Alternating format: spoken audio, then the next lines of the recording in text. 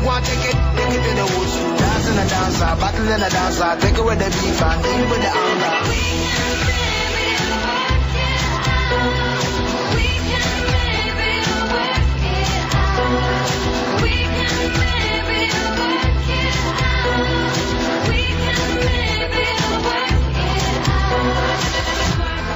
Дежаво означава нещо вече видяно, но когато на човек му се случи, той го изживява по различен начин и го усеща по различен начин. И точно за това решихме да кръстим студиото Дежаво, за да може да гледат на нас по различен начин и да ни усещат различно.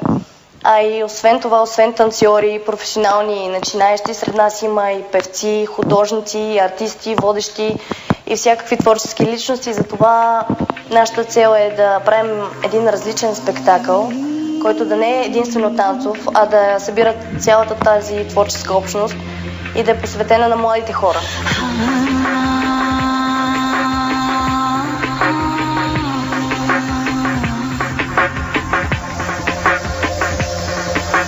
Казвам го на глас.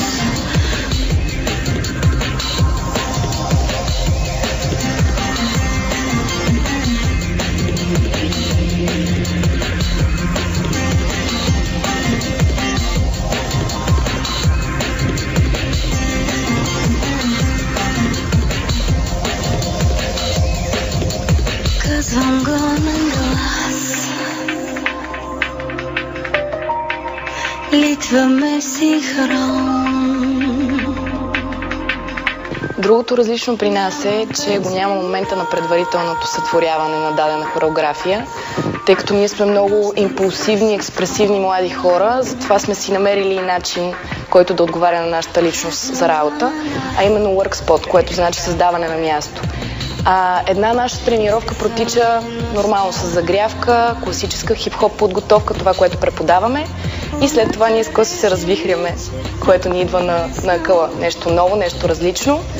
И така, младите хора много се кефят, също и ние. Градът е ритъм, другото е смешно.